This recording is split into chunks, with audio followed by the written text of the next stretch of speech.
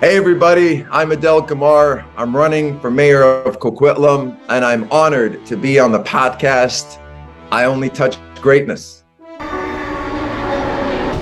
Growing up, I never imagined I would run for elected office. My parents settled in Coquitlam in 1987. My father raised me with the values of hard work, honesty, and leaving the world better than you found it. My mother taught me that you must work hard while holding the ladder to give others the opportunity to climb. These values I try to instill in my own children. From an early age, I was fueled by an unrelenting optimism. I was inspired by the firm belief that we can solve our toughest challenges through collaboration and building community. You see, Coquitlam is a multi-generational, multilingual, multicultural city, and we need to make sure that we build a city for everyone. A city where families can secure affordable and quality childcare. A city where people can make a livable wage. A city where youth have a say in the decisions made at City Hall. A city where local businesses can thrive knowing that their mayor supports them. Right now, we need smart and bold ideas to address the challenges facing our city. And we need to be a city of innovation that attracts and retains talent. We need to become a city that infuses ideas and hard work into City Hall. I believe in the inspirational power of politics, collaborative politics, hopeful politics that lift people up and instill trust between residents and their elected representatives. Together, let us build a city for everyone.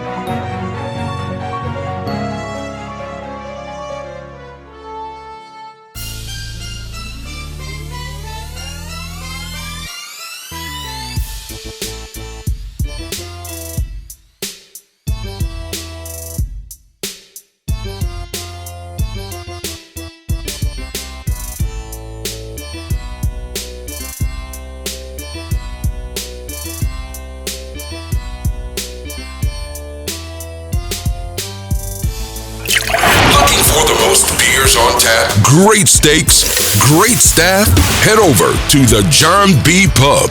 We got the best beers, steaks, chicken wings, nachos in town. Come see us at the John B. Pub. The John B. Pub, the best bar in town. Come sign up for our football pool. Say hey, St. You. Turn it up. The #1 sports podcast in Vancouver with Ryan Hayes and Big Mike. Ryan Hayes and Big Mike.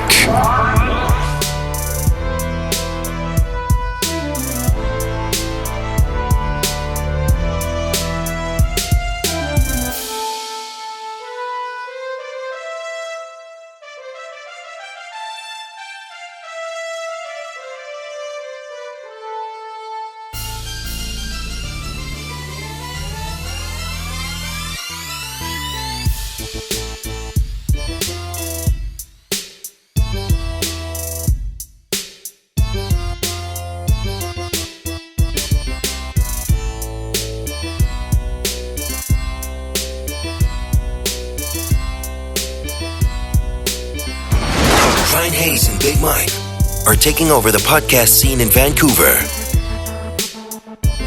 He immigrated to Canada 1987. He settled in Coquitlam. Where are you from, and what was your childhood like? That's right. Well, thank you very much for having me. I'm super pumped and stoked. I mean, to be part of any show that says I only touch greatness, it's purely a privilege to be with you. So thank you. And a fellow centaur too, a Centennial grad. So we've got some connections there. I grew up in River Heights. I went to Wrench Park Elementary School. I had a paper route. The newspaper at the time was called the Coquitlam Now. I played rugby for Charles Best, so I'm a Blue Devils. I played bass and saxophone in band at Best, and then went to Centennial and graduated from there in '93. My dad is an accountant. He's retired now, but he's an accountant from Tripoli, Libya. My mother is a retired registered nurse and a school teacher, and she hails from Cairo, Egypt. And so when my parents immigrated over here in 1987, they were really looking for what everybody else that's immigrating to this country: opportunity, freedom of speech and expression, and education for their kids and a better future for them. And did you play any sports growing up? I did. So I played rugby for best. And then, I'm 6'2". And so anywhere I walked and went, people would say, "Oh my God, you play basketball." And it got to a point that I felt, why don't I pick up the game of basketball? I tried out for Charles Best. I was cut very early simply because nobody really taught me how to dribble a ball or how to shoot. And so one of my best friends ended up taking me to Hickey courts to learn how to shoot. Now, he's a right-handed shooter. I'm southpaw. He didn't know that. So he taught me how to shoot a ball with my right hand. And so imagine how hard that was to finally be able to shoot. I sucked at shooting, but I learned how to become a good defender. I have long arms, and so I started to become, a blocker and a rebounder. And one of my favorite players growing up was Dennis Rodman, just because I saw that he had that same skill. He said he leaves the shooting for Michael Jordan, but he does what he saw was the more important part, which is the defense, get the ball, dish it out to the shooter. So I grew up playing at Hickey pickup ball throughout spring and summer. But the only organized sport that I played was at Charles Best in rugby, which I loved. I'm always a big fan of Dennis Rodman, mostly from the NWO, because he was in the NWO. That's right. Yeah. We used to watch those every Wednesday for like 3 hours during Centennial. They'd have it on in the lunchroom. Right. Yeah. I read somewhere that you worked also at Chuck E. Cheese. Is that the old one down there by the SkyTrain? That's right. After high school, maybe even during the last year of high school, a lot of us were looking for work and something to do. And Chuck E. Cheese right behind Lougheed Mall there, I was a birthday host. Greatest time. In fact, it opened up my eyes into maybe, I want to teach. I learned it through being a birthday host. True story, small claim to fame, I worked with Michael Bublé. Now, Michael Bublé was Chucky. And the poor little kids were stuck with me singing happy birthday to them while Michael Bublé shows up with the big mouse mascot. Michael gets fired from Chucky and everything went downhill for many of us. We decided, let's look in the mirror and figure out what it is that we want to do after. What is life like after Chuck E. Cheese? What made you first get into politics? Look, I never imagined running for public office growing up because you don't really see people that look like me serving in public office. It's very rare. Coquitlam is now a majority minority population. So most people come from other places or speak a different language in their home. And so I didn't really see people representing me or look like me, actually, I should say, not necessarily represent, but look like me in public office. So it never really dawned on me. But after completing my grad education, I realized there is an opportunity to serve. And the greatest service, I think, one of the many, but one of the greatest is to be in the position of public service, give back to your community and help make progress on some very complex challenges that we're going through and have been going through in Coquitlam for some time now. When did you know you wanted to really take it serious? Well, you're asking me, and I want to be open and honest with you and your listeners and supporters. It wasn't until I think in 2008 that I saw a person who remotely resembles me in my lived experience. It was then candidate Barack Obama running for office. And it was that first time. I mean, all along, I wanted to become a teacher. I wanted to instill hope and build capacity in people. That's why I decided to become a teacher. That's why I was an autistic therapist for young children. That's why I ended up working for the United Nations. I was always wanting to give back. And I think, frankly, it's because of my parents teaching us the values of hard work, give back to your community. And as you climb the ladder, make sure you hold it steady for others to be able to climb. And so in everything that I've done as a parent, as a teacher, as a business owner, I've been wanting to make a difference in people's lives. And Coquitlam is the city that raised me. It's the place that I had a deep sense of identity. I mean, it's a beautiful city with really exceptional people. But the challenges that we're experiencing made me consider, this might be the place where I am able to contribute the most. This is why I'm putting my name forward to serve as Coquitlam's next mayor. I know, and I hope you get it. I mean, I'm voting for you, that's for sure. I appreciate it. Especially coming from the original mayor of Coquitlam. I appreciate. That's right. I heard you. You're AKA the original. So, Hey, 2015, you were working with the Obama administration or something you were telling me? so I went to grad school in Cambridge, Massachusetts, Harvard Kennedy School of Government. And while I was completing my education, one of my professors reached out and said, Adel, President Obama has a task force that he's formed called the 21st Century Policing Task Force. President Obama wanted to bring thinkers, civic activists, and those that wanted to make a difference, and including students, young people, to help advise him on how policing should look like in the 21st century. And this is, of course, in response to the multiple shootings of Black and brown, mostly Black and brown young men. And so my professor invited me to advise Charles Ramsey. Now, Charles Ramsey is the chair of that task force. So I didn't work for the Obama administration. I didn't advise the president, but I advised Mr. Charles Ramsey, who was the chair of the task force that was advising the president. Okay. If you were having a dream dinner party and you could invite 3 famous people dead or alive, who are you bringing?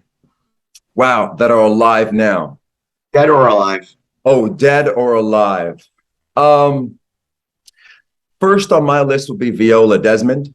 Viola was from New Glasgow, Nova Scotia, and a businesswoman, a diva in her own right. She wanted to inspire young Black women to become entrepreneurs. She's on our $10 bill to remind us of the human rights that we ought to all be championing. So Viola, I'd want to sit with her and learn how was the experience for her to sit in an all-white section in a movie theater in Canada.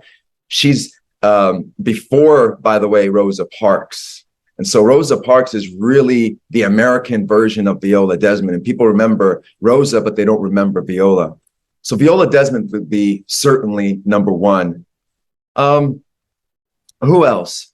I mean, there's a lot of Malcolm Gladwell would be one person that I would want to sit with and learn from. Pierre Elliott Trudeau Sr. has done a lot of good for this country. He introduced the Bill of Rights and Freedom. And so he's the father of the current prime minister. And I'd want to sit with him and learn from him on what it is that inspired him to introduce the Bill of Rights and Freedom to our country. But those that are alive now, I mean, there's so many that inspire me. And really, be open and honest with you, it's the good people of Coquitlam every day. I mean, I bumped into you at the John B yesterday, and just the inspiration and the call for hope and change in our community fuels me. So every day, the opportunity to be able to meet with residents of this wonderful city of ours inspires me. That's a pretty good plug for our sponsor, the John B. Pub. No, I'm not sponsored by John B. I am. You are. There you go. Okay, there you go. All right. Well, shout out to the John B. family. There you go. There you go. So what about mental health of the people of our city? I saw that in your flyer. Yeah. When I mentioned that my parents immigrated here in 1987, my mom, being then a registered nurse, worked at Riverview Hospital. And I remember her coming home almost on a daily basis. Whenever she worked, she'd come back and sit with us and let us know the progress that she saw with the people that she was working with. She teared up when she heard that Riverview Hospital had closed down. I don't think that we can address mental health without providing the critical services that people need direly. There's both the immediate and then long-term. And the immediate is certainly to make sure that we have a helpline that is local, that the city of Coquitlam can provide resources. One thing that I'm running on is we've seen Car 67 in Surrey, where if somebody calls 911 and they're distressed and they need mental health support, they don't send police officers only. They send a psychiatric nurse with a police officer to make sure that they have the critical services. Right now, if you're in Coquitlam and you call 911 and somebody's experiencing mental health distress, the police show up. And if they need to take you to provide you support, they take you in the cop car.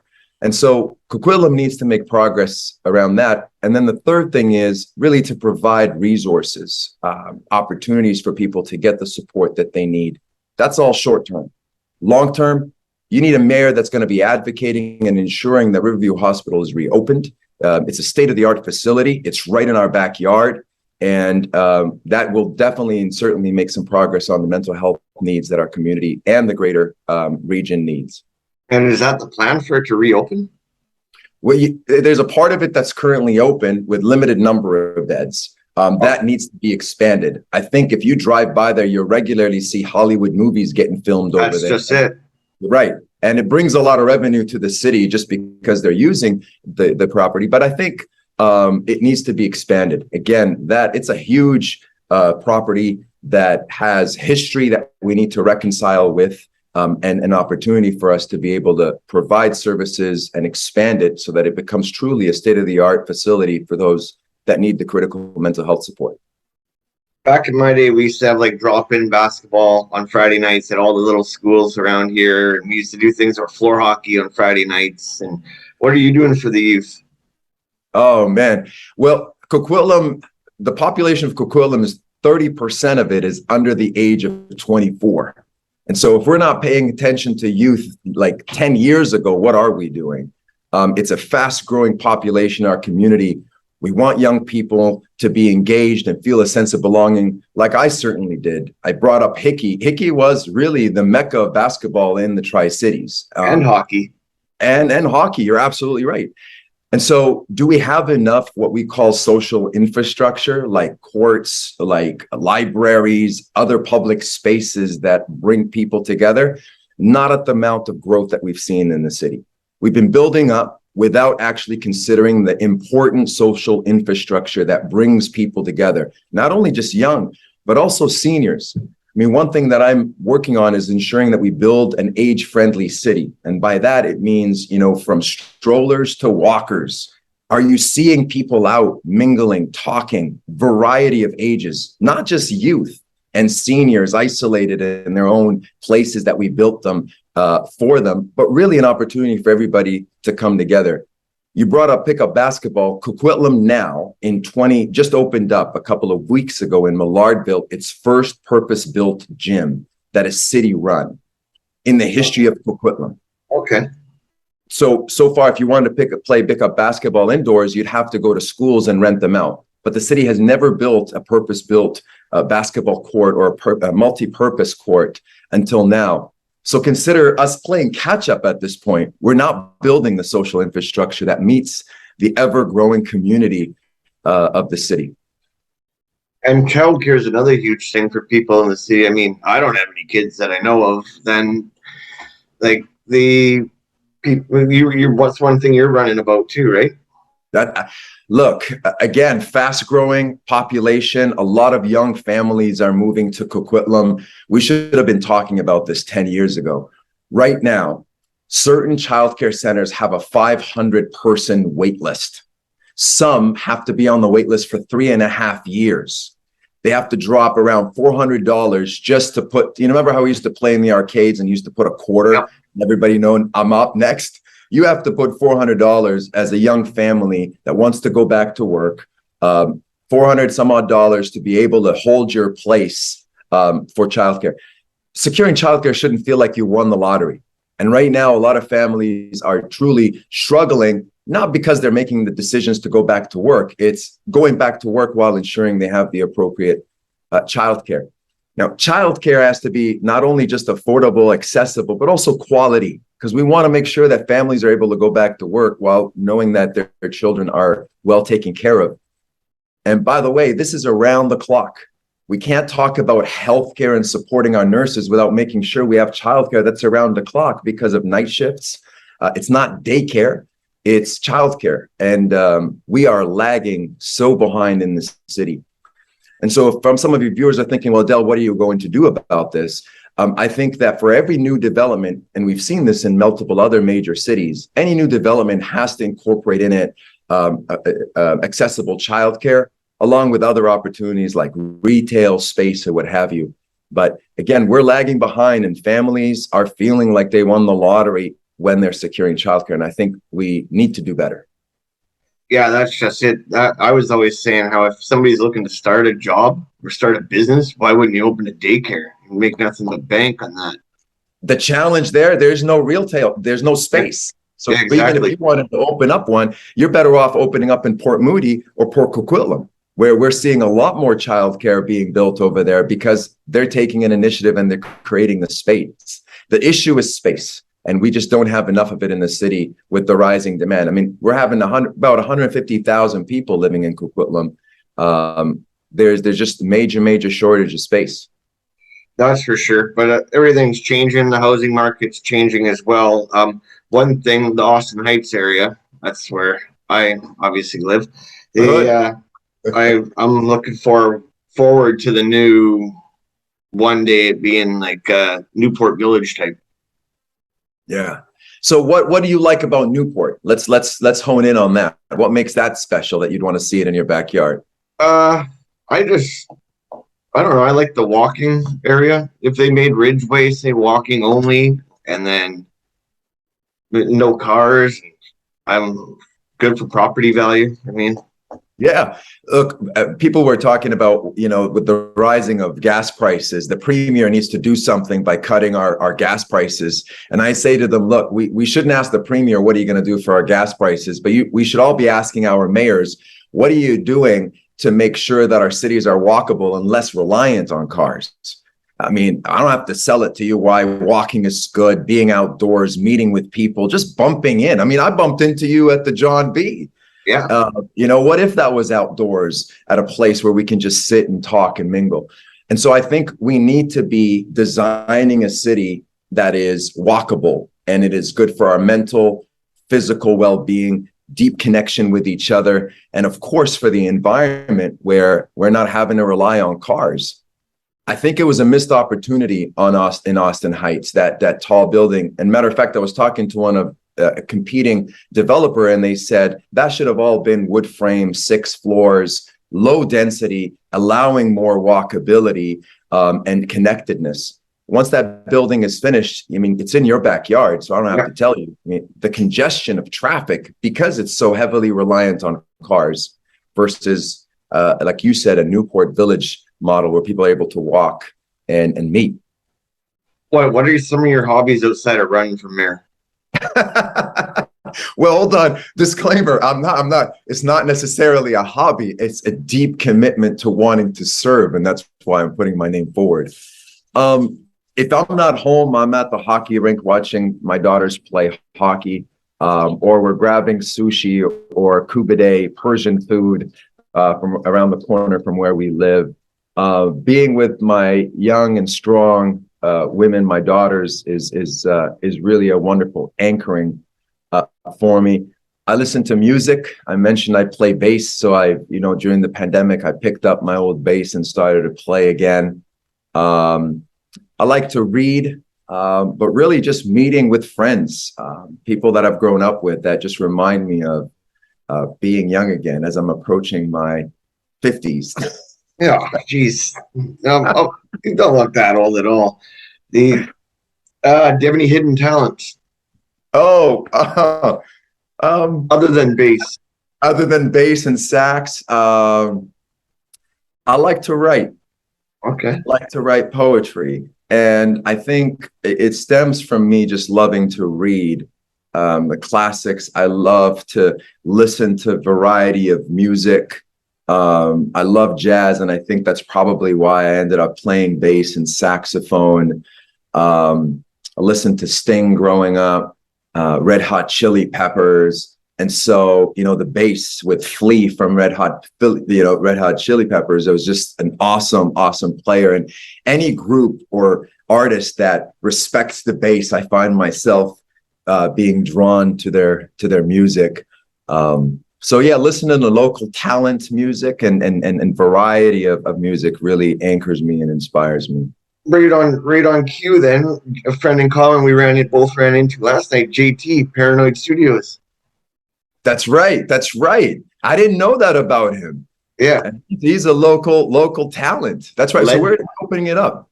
So basically he I believe his new place is Como Lake and Gatensbury area.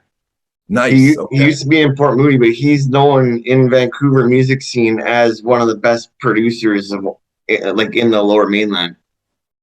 Listen, we've got a lot of talent, hidden talent that hasn't even been tapped into, not only in Coquitlam, but the Tri-Cities. Yeah. So it's wonderful to hear that we're going to have the opportunity to produce a big plug for Bakula Balogun, who graduated from Charles Best, wonderful Nigerian Canadian talent, Bakola Balogun. She was mentored by Sarah McLaughlin. For your followers and fans, just check her out. She's an inspiration and a wonderful talent.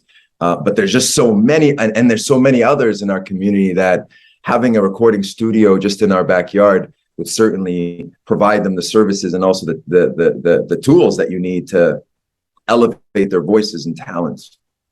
That's for sure. Pretty nice day considering it's October here and we got the sun shining. What is climate change? I read about it in your flyer. What are you looking to do? Every priority on our website has been led by a special advisor, and they're usually very specific to that portfolio. So our Climate Ready Coquitlam priorities were led by a special advisor by the name of Owen Ibose. He's studying at Harvard College. He's a local kid, grew up in Burnaby, went to school in Burnaby. And we asked him to join our campaign to advise us. And some of the things that he advised us on is the biggest emitters in our city come from buildings and cars. And so back to your point about making walkable city, that is critical to addressing climate change. The more that we get ourselves away from behind our wheels and in our community, walking, wheeling, jogging, that is a lot better impact on our environment. With development, we've been chopping a lot of trees. And so we want to make sure we are planting and preserving primarily our trees in our community. And then the other is, how are we building these buildings? We can densify our city and build the critical housing that we need, but we don't necessarily need to be building these tall towers. We need to be able to be moderate. And so wood frame, low rises that are spread across the city, as we've seen with other major cities like Barcelona and Paris, allows people to be able to walk and also not necessarily have all this concrete all around us. With concrete, it emits a lot of heat. So even when the sun is down, you're pretty much an oven inside of these buildings. Air conditioning will help ease the heat for us, but it doesn't ease it for our environment around us. The final thing that I want to raise awareness on is we've got an area here in Coquitlam where there is a lot of construction. And I met with environmentalists in our community, and they are concerned, and I'm equally concerned, that with all this construction, there's certain things that developers need to be reminded of and maybe perhaps even fined. They need to be fined when they violate. The cement trucks I found are being washed right there on site. It goes down into our streams and into our river. Salmon, flow up. Coquitlam bears the name of the fish that swims upriver. And they found that the salmon numbers are dwindling because of the cement being washed into the streams. I think that's a concern for every one of us if we knew that that was the reality. Currently, I'm told it's a $500 fine. It needs to be raised because this is a grave violation in our environment. So there's a lot for us to consider when we're building not only a city, but also what are the ramifications of the construction on our environment. And that's something that I take very seriously. You were there also at the Rick Hansen Man in Motion up the hill. I was there as well as a little kid. You were asking me inspiration, and I mentioned President Obama, but really the power of one person to inspire a nation was my first experience seeing Rick Hansen. And we've been in conversation with Mr. Hansen in terms of coming to City Hall and advising us on how do we make the city more accessible. And so we've been looking at a short list of people who will be able to inspire the work that we do at the city and making sure we're building a city for everyone. And Mr. Hansen is one person that we're hoping will take us up on providing his lens and his perspective. But man, how inspirational that was to see him. And what an honor it would be to have him supporting myself and council, if elected, in looking at how do we build a city for everyone. But yeah, I was in grade 6 at the time when I saw him wheel by. Yeah, I was like really young. I was like, I was like daycare young. That's right. Hey, now you're sizing me up, man. Now you're saying I'm much older now. Yeah, I mean, hey. I was in diapers. Yeah. next one. Oh, I would love to see a dog park at Blue Mountain Park area. There's no dog park anywhere around this neighborhood, so we either got to go to Mundy Park or New Westminster. There's nothing on this side of town. It's not only your neighborhood that I heard this, but also in Lower Millardville, they were asking for one too. I mean, dogs are an extension of the family. They are family. Yeah. And if that's a concern, here's what I want to do. These questions and concerns and ideas should not be coming up in a 4-year cycle. A candidate is running and all of a sudden there's reason for the candidate to say, hey, tell me what you think and envision for the next 4 years. So one of the things that's really important for me is to have neighborhood liaisons. And these will be individuals that represent each neighborhood, because Coquitlam is a city made up of diverse neighborhoods, economically, culturally, socially, history. And so having neighborhood liaisons who will then report to the mayor and hear the concerns and ideas of people so that it happens on a regular basis, not in a 4-year cycle. Dog park, I mean, this is a small space. We've seen it in multiple major cities where you don't need a major land space. All I need is a cage to let my dog off the leash. That's right. Let them off the loose. And then guess what happens to the dog owners, man? They talk to each other. Yeah, they and you make friends, you network along the line.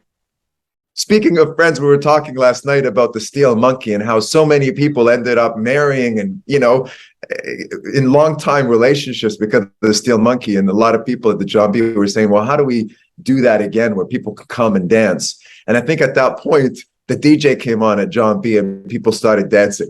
Yeah, DJ Bruce Brusco. There you go.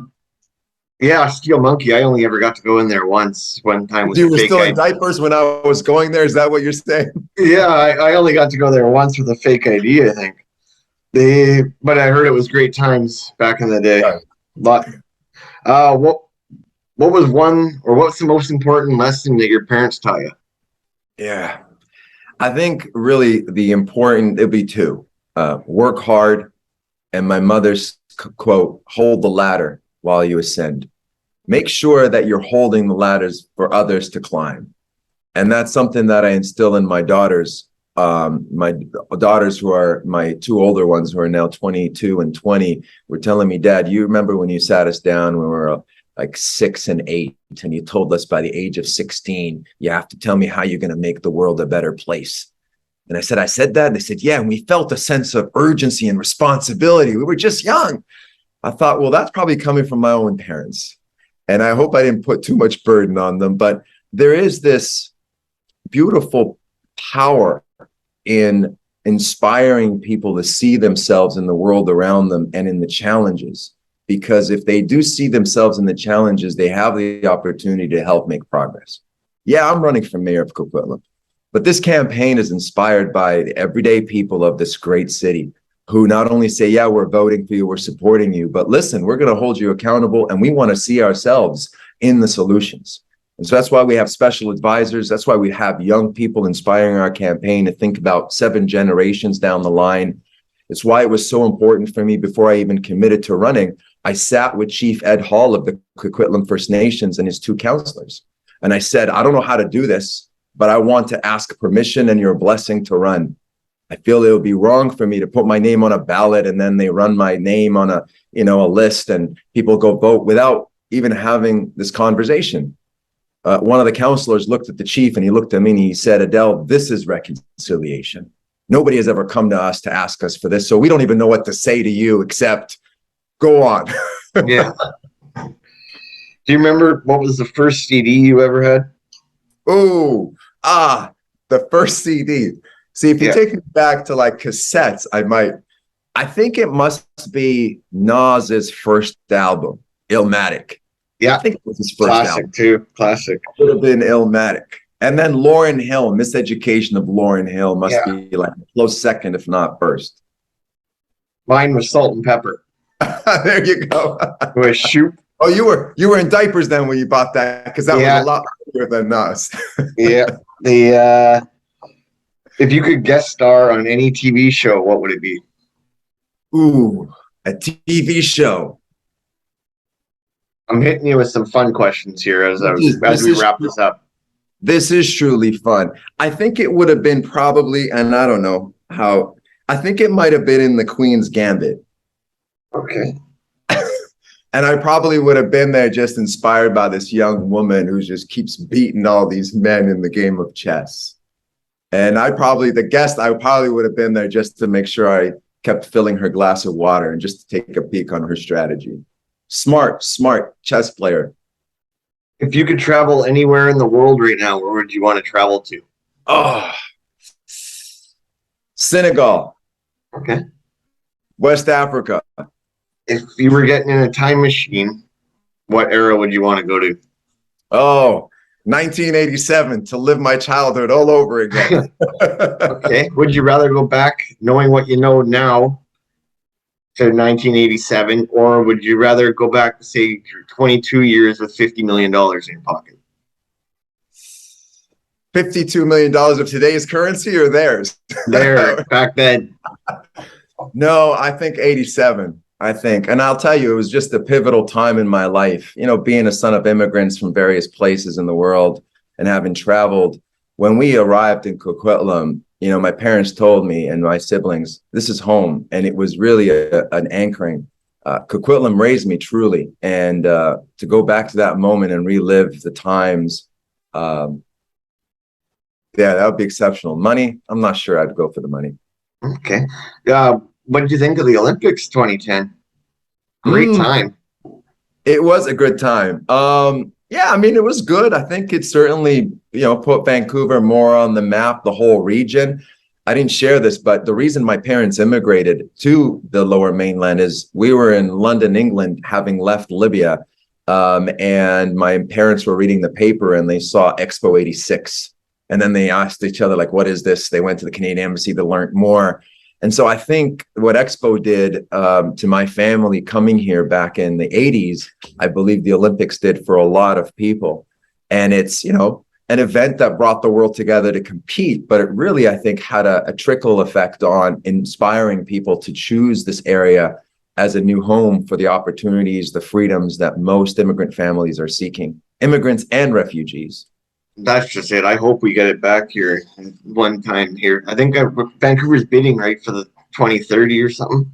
We are, but listen, we're getting the World Cup. Yeah, and true. shout out to Poco and Mayor Brad West. They've got a field now that's going to be used to train for FIFA World Cup. Coquitlam needs to catch up. We got a lot of work. I mean, a bigger city, got a bigger footprint. We want to make sure that we are one of the jewels of Metro Vancouver. Especially because we're kind of close to the actual downtown part. We're not getting out into Poco, Maple Ridge. And we're more beautiful, man. Yeah. You have a favorite movie? My favorite movie. Ooh, that's tough when you say favorite anything. Even my girls, what's your favorite color? I can't. What's your favorite food? I can't. I'm going to have to say Star Wars. Okay. And a close second, if not really identical, would be The Godfathers, the first and the second one.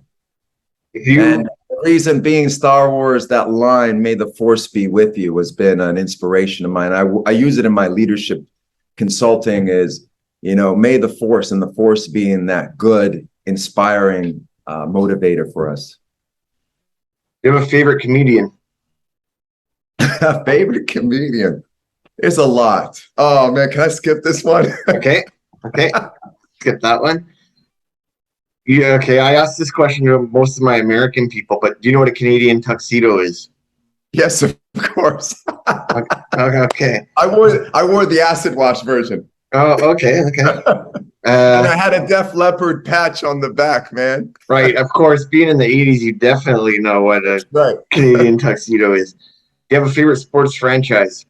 Yes. Ooh-wee. Back in 1990, my dad took me and my brother to the Pacific Coliseum to watch Seattle Supersonics play the Chicago Bulls. It was Gary Payton's rookie year, and saw Sean Kemp. Fell in love with Seattle Supersonics. They beat the Bulls. Phil Jackson got ejected that game. To Seattle Supersonics until we had the Vancouver Grizzlies. My love transitioned to Vancouver. And then, of course, I'm really homeless right now without a team because we don't have the Supersonics or the Grizzlies. We technically, the Supersonics are back. They're just coming back in 2 years. Seattle's Glad. yeah, Now that Seattle. stadium. They got a team now, but Yeah. What's your go-to breakfast? Ooh, whew, this is easy. Waffles. Okay, Waffles with almond butter and maple syrup. A lot of both. okay, you just queued up the next question I had coming up. Pancakes or waffles for the rest of your life? Waffles. Waffles. Okay. What's your favorite? What's your favorite Halloween costume you ever wore? Just being a dad, following my kids, dressing them up and taking them trick or treating. Do you have a favorite Disney princess? These awesome. Again, I can't do a favorite. Oh man, it's got to be Jasmine. Okay, It's gotta be Jasmine. Princess Jasmine. Okay, Aladdin. That's cool. I always call my dates Jasmine because I want to show them the world. Oh, and do you? That's a big disappointment, then, man. If you I don't. know. I just keep telling them to call me Aladdin. If you could go to deep sea or outer space, where would you want to go? Oh my God, both of them give me some anxiety. The unknown. Space. Okay. Aim for the stars, and if you land, what do you say? Aim for the stars, and if you fall, you land on the clouds. I'll aim for the stars. Favorite time of year: spring, summer, fall, or winter? All of them. Here, all of them. My only deep concern is, with the heat domes and forest fires, summer used to be just a joyous time. Now it's a concern, but it's firing me up to run and serve this community and make some progress on them. But if you really, really want to know which one, you're cornering me. I know you are. Yeah. It's got to be fall. Okay. Coffee or tea? Coffee. Okay. Cat or dog person? Dog. Okay. I love cats. My wife grew up with cats. I grew up with a dog. We always have this debate. No hate on the cats. Love cats, but you're cornering me here. Early bird or a night owl? Early bird. Friends or Seinfeld? Oh, Seinfeld. Okay.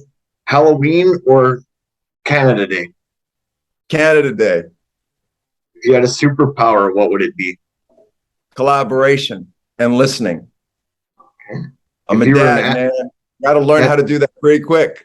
Yeah, I'd always like to know mind read. I'd like to be able to mind read so I knew what my date was thinking before she left me at the John B. She's like, he's no Aladdin. No, exactly. If you were an animal, what would you be? Oof, a giraffe. Oh, okay. I always go with a dolphin because I look like a dolphin because I got no hair and your nose.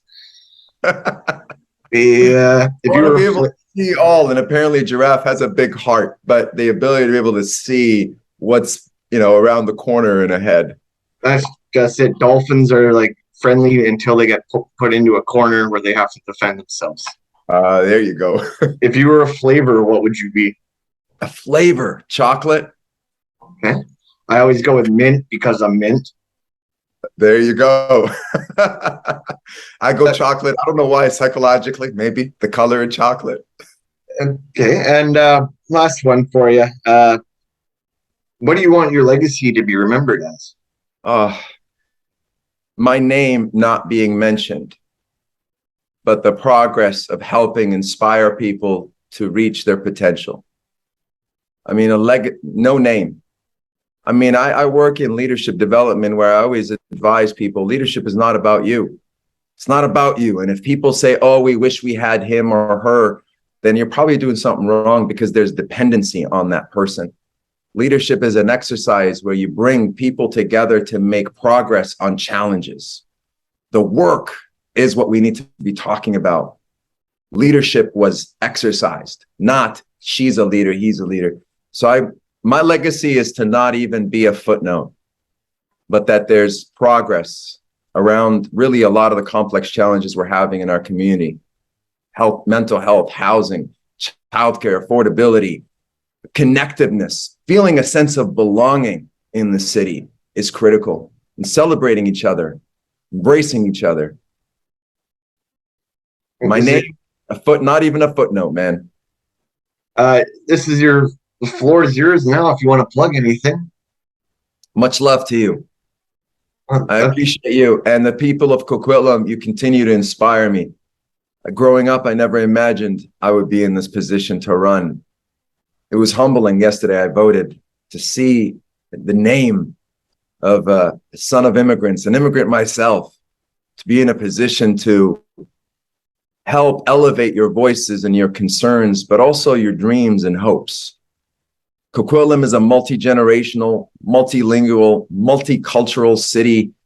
We need to be building a city for everyone.